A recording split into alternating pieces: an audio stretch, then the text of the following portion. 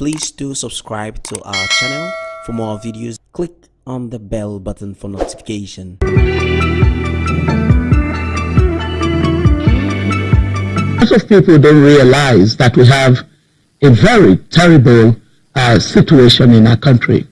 Nigeria is at this precipice. We cannot even afford additional years of waiting and navel-gazing while the political class continue in the pattern of cyclical failure that we have associated with them in these latest rounds of our politics. I am in politics not because I need a title. I am in politics not because I need to answer Madam President. I am in politics because there's an urgent need to rescue our nation. This is an Operation Rescue Nigeria. It's a project Rescue Nigeria. And you don't care the political calculations of the zoning arrangement that we have operational. There seems to be an understanding with the political elite of a zoning arrangement. And you don't care about that. I'm glad you said understanding of the political elite, because that's exactly what it is. The political elite has been governing for the political elite. Or perhaps they have been really not governing for the political elite. I am interested in our governing for Nigerians. I am the candidate of the Nigerian people. For the first time in this cycle of politics, I really want us to discuss the people. I am tired of seeing Nigeria be at the bottom of every league that measures what it takes to be a viable country. With all the potentials that we've got, I'm tired of hearing potentials. I've been hearing potentials since I was a child. And for me, it has become dire that we should do something, because when you think of the fact that we're now crowned the world capital of extreme poverty, you know, in the past, in the world of development, we used to call it being in destitution. That you're destitute was what we called extreme poverty.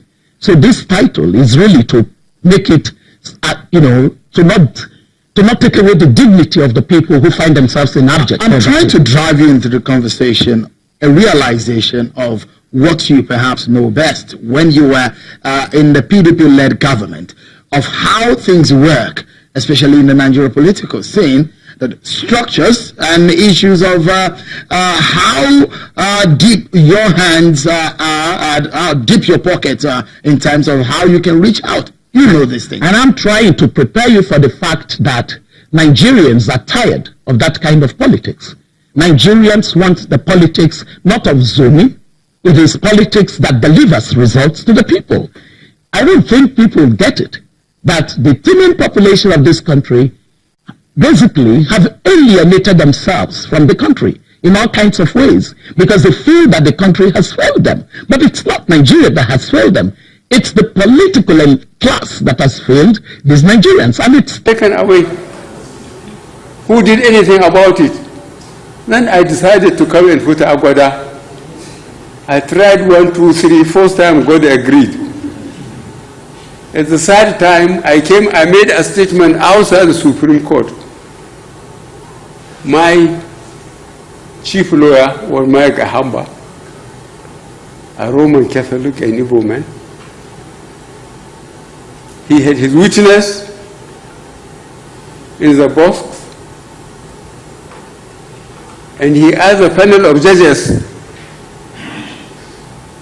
that they should check on certain constituencies in certain states to bring us our register, so that we can prove that some people, the people that voted there, were not the people INEC submitted. They said, we shall do it. He said, no, you must write it. They wrote it. Whether they sent to INEC or INEC refused them, but when they came to give a judgment, that issue was not raised. Another Igbo man, a Roman Catholic, he said, but this is what happened. He was among the panel of the judges. He wrote a minority report in my favor.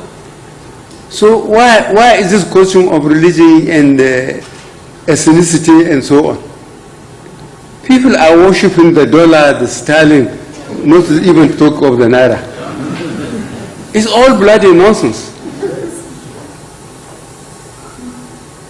He wrote a minority report saying this is what we have decided. But the president of that court was my classmate for 6 years in secondary school. He's from my own state. So please, we have nothing to regret.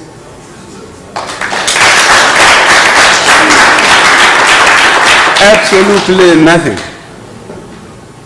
Since we must believe that God works what's in our heart, not our talking.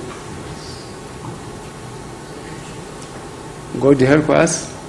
God help our children and grandchildren. We will try as much as we can,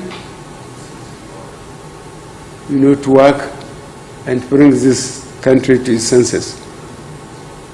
God has given Nigeria everything. We are rich in human and material resources. Let us keep on praying to God that He should put people of conscience in charge at all levels. Thank you very much.